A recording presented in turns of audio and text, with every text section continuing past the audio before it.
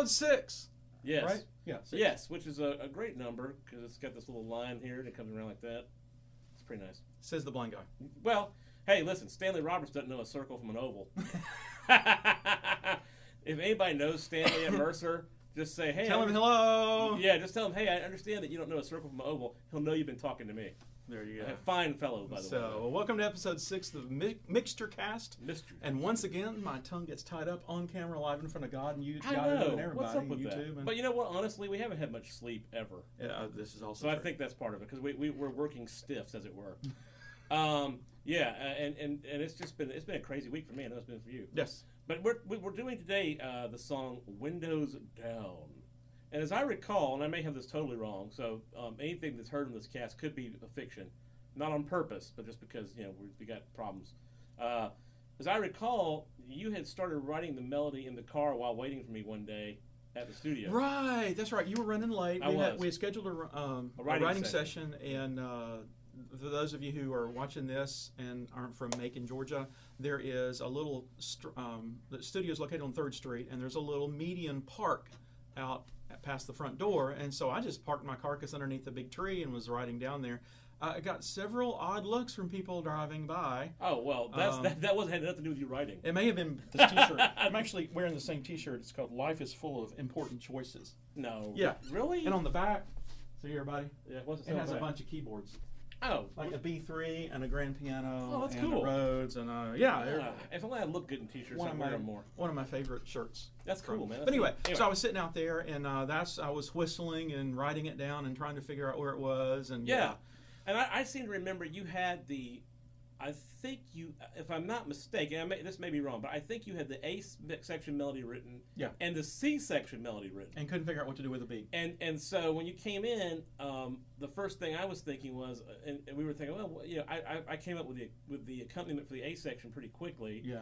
I was like, oh wait, this will work perfect. And I really am into compound intervals. So the first chord there is a A minor 11, which is a nice touch. But anyway, so and then we worked on the B section and got it done that day, and then that's why it's named Windows Down, I guess, because you were thinking about sitting in the park and chilling. And convertibles, several convertibles rode by that day with their windows down. I do love and their tops down. And the tops down. So actually, but top down sounded a little bit too risque. So it does. Yeah. So now here's the question: is there even a point of having a window up if the top's off? Yes, and air conditioning on, because that way you look cool and you are cool. I see. At the same time. Yes. I don't know much about driving. Wait, what's that noise?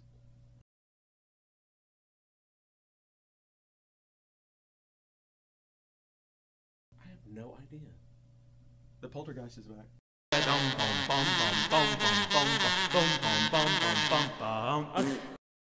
Whoa, that's crazy. Okay.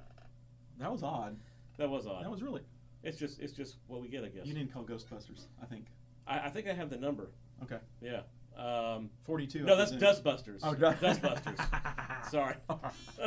I knew I had one of those numbers. But anyway, so let's see. We've got Miguel. Yes, Miguel playing percussion on this. What's his name? Miguel, not related to the dictator Castro. That's right.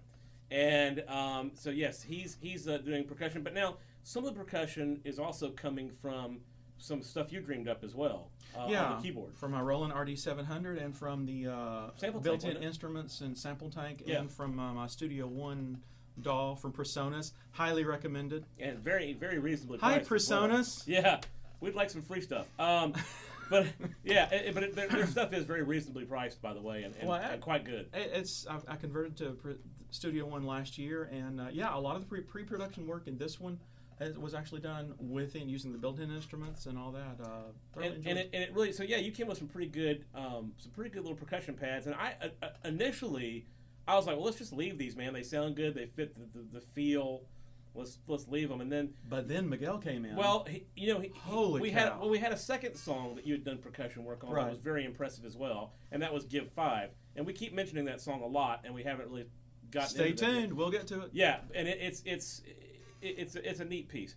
But anyway, and why are my eyes watering when I'm on camera? Anyway, it's some sort of curse. So we were playing around with the pads and stuff, and I was listening to all the great percussion Tom had come up with. And I was like, well, let's just leave this. And then I said, well, Miguel's here. He was recording something one day. I said, he's here. Let's have him give it a shot on take 5 and see what happens. See how it sounds. Give 5. Yeah, sorry, give 5. Yes, copyrighted. Take 5 is Dave Brubeck. So anyway, we're sitting there, and Miguel just brought a whole new level to the piece. It was amazing. It was amazing. And I was pretty proud of what I come up with. Yeah, I was too. And all that. But then Miguel comes in, and this is why, okay, all you keyboard players out there, this is why you hire a real drummer. Absolutely. You're welcome, Dr. Reddick. Yeah, exactly. But yeah, it was just so, what I came up with was pretty cool. But what good. Miguel did, if I was, was here, I mean, his was like up there at the ceiling, it's off camera. It was just amazing. And so then I was like, well, he did such an amazing job there. Let's bring him in on Windows Down too. And so anyway, he did a fantastic job. And then of course Tom's doing all the keys. There's several tasty pads that you'll hear. There's of course piano, and Tom has done on almost all these songs. I don't think all of them, but I'd say 90% of them. He's played the bass part as well with some very nice bass samples. Yeah.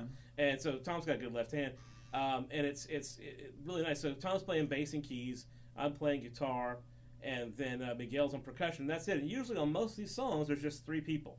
It's usually Tom and I, a percussionist, and then that's it. On Give 5, the song we allude to all the time, there's also Dr. Monty Cole, who gave us the full Monty. Oh, yes. On that song. And we have the video to prove it. Not literally. Yeah. Not for those of you that are scared. Yeah. Yes, but anyway, can you tell we're kind of looking forward to mixing Give 5? Absolutely. But it's this a great song. It's a lot of fun. I like the guitar work in this one too, and there's a funky guitar that you play. It's got a neat sound. And it's an acoustic electric nylon string. Yeah. And it's some people say Godin, some people say Godin, but anyway, whatever. It's a Godin guitar. Godin. Yeah. And my sax player is convinced that it's Godin, and maybe he's right. I don't know. It is a Canadian company, so it could be pronounced differently. But it's a fantastic guitar. Yeah. This is my brother Dougie.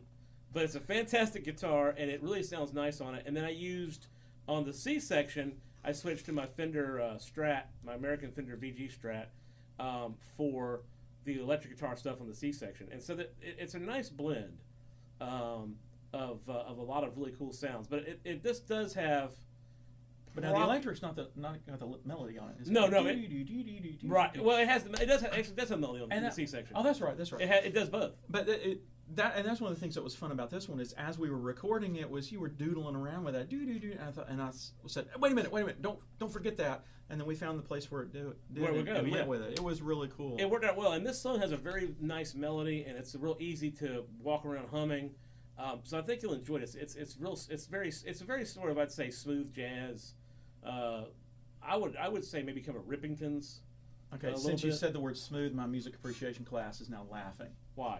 Because I banned the use of the word smooth. What? Well, yeah, because they said I'll ask them. They'll talk about a piece of music as part of the class, and they'll go, "Yeah, I like this one because it's smooth." Which means nothing. But it is technically a genre. Well, this is true.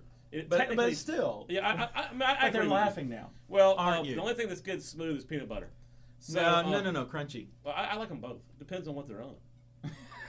See, if you got, no, I'm serious. I'm not talking about women. Jennifer's going to shoot. I'm not talking about women. Jennifer's going to shoot. I'm talking about like waffles. You want a certain, like a peanut butter and jelly sandwich. I like the crunchy, but on the waffle, I prefer the smooth. You are a sick man. It's true. Anyway, it's good stuff. So yeah, but it's a nice. It is sort of a Rippingtons kind. When you say Rippingtons kind of, would that be a good? Yeah. Without it's good hammock music. Good hammock. There. Yes. That's say no more. I think that's a great way to end this. I think so. It's too. Good hammock music. Those of you that don't know what a hammock is, too bad. Those of you that have one, tie it to a tree and get busy. There you go. And we'll see you next time. And we'll after we call Ghostbusters or Dustbusters. Dustbusters. All right. Bye. Bye.